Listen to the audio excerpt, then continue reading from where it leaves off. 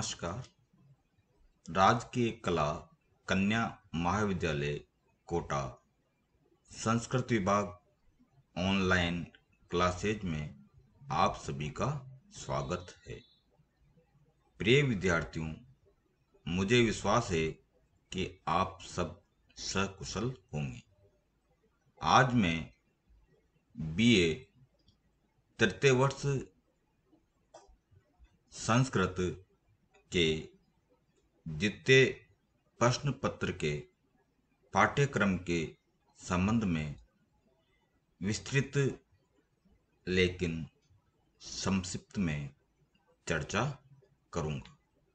इसलिए हमारे लिए यह जानना अति आवश्यक है कि हमारे पाठ्यक्रम में से क्या क्या आता है, उनमें से क्या क्या हमें पढ़ना चाहिए और हमें परीक्षा में किस प्रकार से तैयारी करनी चाहिए। इन सभी के बारे में मैं यहाँ आपको जानकारी दे रहा हूँ।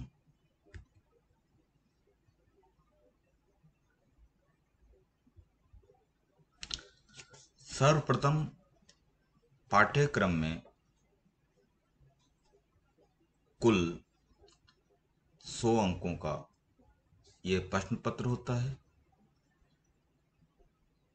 इसमें कुल 5 इकाइयां हमारे पाठ्यक्रम में है। इकाई प्रथम में महाकाव्य है और महाकाव्य के अंतर्गत किरातार्जुनीयम है। वह प्रथम सर्ग का है जो कुल 12 अंकों का है। इकाई द्वितीय में के अंतर्गत गद्य काव्य है। गद्य काव्य में विश्रुत चरितम का अष्टम उच्छ्वास हमें पढ़ना है। इसके कुल 12 अंक हैं। इकाई तृतीय में नीति काव्य है और नीति काव्य में भर्तृहरिकृत नीति शतकम हमें पढ़ना है जो कुल 12 अंकों का है। इकाई चतुर्थ के अंतर्गत व्याकरण है और व्याकरण के अंतर्गत तिङन्त प्रकरण एवं वाच्य परिवर्तन है जो कुल 34 अंकों का है। इकाई पंचम में निबंध प्रकरण है जो कुल 10 अंकों का है। इकाई प्रथम, द्वितीय और तृतीय में से एक 20 अंकों का प्रश्न परीक्षा में पूछा जाएगा। अब मैं आपको इन इकाइयों के अनुसार जो पाठ्यक्रम में पुस्तकें हैं उनके बारे में मैं थोड़ा सा विस्तार से बता रहा हूँ।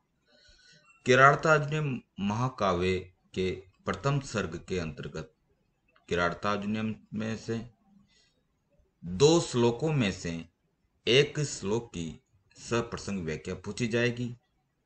किरातार्जुनीयम में से ही एक सामान्य प्रश्न भी पूछा जाएगा। द्वितीय इकाई के अंतर्गत गद्य काव्य है। गद्य काव्य में विश्रुत चरितम का अष्टम उच्छ्वास हमारे पाठ्यक्रम में है। विश्रुत चरितम में से के 2 गद्यांशों में से एक गद्यांश की सप्रसंग हिंदी व्याख्या पूछी जाएगी। विश्रुत चरितम में से ही एक सामान्य प्रश्न भी पूछा जाएगा। इकाई तृतीय के अंतर्गत भर्तृहरिकृत नीति शतकम है। नीति शतकम में के 2 श्लोकों में से एक श्लोक की हिंदी में सप्रसंग व्याख्या पूछी जाएगी। नीति शतक में से ही एक सामान्य प्रश्न भी पूछा जाएगा। इकाई चतुर्थ के अंतर्गत लघु सिद्धांत कौमुदी है। लघु सिद्धांत कौमुदी के अंतर्गत वाच्य परिवर्तन एवं तिङन्त प्रकरण है। वाच्य परिवर्तन में 10 वाक्यों में से 5 वाक्यों का वाच्य परिवर्तन करना है। इकाई पंचम में निबंध रचना है। निबंध रचना के अंतर्गत हमारे पाठ्यक्रम में 14 इन्होंने जो टॉपिक बताए हैं उनके बारे में बता रहा हूं। पहला है संस्कृत भाषाया महत्वम, दूसरा परोपकारः, तीसरा है सत्संगतिः, चौथा है कालिदासः, पांचवा है बाण, छठा है भारवी, सातवां अभिनव जनसंचार क्रांति, आठवां विद्याया महत्वम, नवा परिश्रमः, 10वां है स्त्री शिक्षा, 11वां है पर्यावरण से महत्वम, 12वां है पर्यावरण प्रदूषण समस्या समाधानम च, 13वां है राष्ट्र निर्माणे यूनाम योगदानम, 14वां है भारतीय संस्कृति।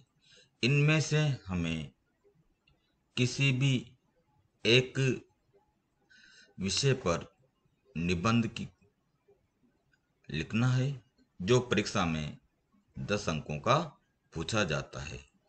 अब इकाई चतुर्थ के अंतर्गत लघु सिद्धांत कौमुदी भी है। लघु सिद्धांत कौमुदी के अंतर्गत इस वर्ष हमारे पाठ्यक्रम में तिङन्त प्रकरण है। तिङन्त प्रकरण के अंतर्गत 5 लकारों की रूप सिद्धि पूछी जाएगी। ये 5 लकार हैं लट, लोट, लृट, लंग। विधिलिंग लकार में बु आदि धातुओं के भवादि आदि गणों की रूप सिद्धि और व्याख्या पूछी जाएगी। अब ये 10 गण कौन कौन से होते हैं उसके बारे में मैं आपको यहाँ पर बता रहा हूँ। पहले गण का नाम है भवादि गण, दूसरे गण का नाम है अदादि गण। अदादि गण में से अद आदि धातुओं की रूप सिद्धि हमें यहाँ करनी है। तीसरा गण का नाम है जोहोत्यादि गण, इसमें हमें हु इत्यादि धातु की रूप सिद्धि करनी है। चौथा गण है दिवादि गण। दिवादि गण में दिव धातु की 5 लकारों में हमें यहाँ रूप सिद्धि करनी है। 5वां गण का नाम है स्वादि गण, इसमें सु आदि धातुओं की सिद्धि करनी है। छठा गण है तुदादि गण, इसमें तुद आदि जो धातुएं हैं उसके 5 लकारों में रूप सिद्धि करनी है। 7वां गण है तनादि गण, इसके अंतर्गत तन धातु की 5 लकारों में रूप सिद्धि करनी है। 8वां गण है क्रियादि गण, इसमें हमें इसके 5 लकारों की रूप सिद्धि करनी है। 9वां गण है रुदादि गण, इसमें हमें रुद धातु के 5 लकारों की रूप सिद्धि करनी है। और 10वां गण है चुरादि गण, इस के चुरा धातु के 5 लकारों की रूप सिद्धि हमें करनी है। अब इन गणों में से क्या क्या पूछा जाता है उसके बारे में मैं बता रहा हूँ। गणों में निर्धारित धातुओं में से 4 धातु रूपों की रूप सिद्धि पूछी जाती है, जो कुल 10 अंकों का है। दूसरा है, इस पाठ्यक्रम में निर्धारित धातुओं के सूत्रों में से 4 सूत्रों की व्याख्या भी पूछी जाएगी, जो कुल 10 अंकों की है। अब इस प्रश्न पत्र में जो जो पुस्तक हमें पढ़नी है उसकी सहायक पुस्तकें मैं यहाँ बता रहा हूँ। पहली पुस्तक का नाम है किराता आजुनियम। इसका हमें प्रथम सर्ग पढ़ना है और यह अनेक लेखकों की आती है। इसमें सबसे पहले लेखक का नाम है डॉक्टर विश्वनाथ शर्मा। दूसरे लेखक का नाम है डॉक्टर बाबूराम त्रिपाठी। तीसरे लेखक का नाम है श्री कृष्ण ओझा। आपको इसमें से जो भी पढ़ने में सरल और अच्छी लगे वह पुस्तक खरीदनी है। दूसरी पुस्तक का नाम है विश्रुत चरितम। इसमें हमें अष्टम उच्छ्वास पढ़ना है। इसके लेखक भी 2-3 हैं, इनमें से मैं यहाँ बता रहा हूँ। पहले लेखक हैं डॉक्टर विश्वनाथ शर्मा। दूसरे लेखक का नाम है डॉक्टर श्री कृष्ण ओझा। भर्तृहरिकृत नीति शतक में से आप निम्न पुस्तकें पढ़ सकते हैं। पहली पुस्तक है डॉक्टर रूप नारायण त्रिपाठी। दूसरी पुस्तक का नाम है श्री कृष्ण ओझा। इसमें से जो भी आपको अच्छी लगे उसको आप खरीद सकते हैं। चौथी जो पुस्तक है उसके अंतर्गत हमारे लघु सिद्धांत कौमुदी में तिंगंत प्रकरण है। तिंगंत प्रकरण के अंतर्गत प्रमुख जो पुस्तक है डॉक्टर पुष्कर दत्त शर्मा। दूसरे पुस्तक का नाम है डॉक्टर विश्वनाथ शर्मा। तीसरा पुस्तक है श्री कृष्ण ओझा और चौथी पुस्तक है डॉक्टर भीमसेन शास्त्री।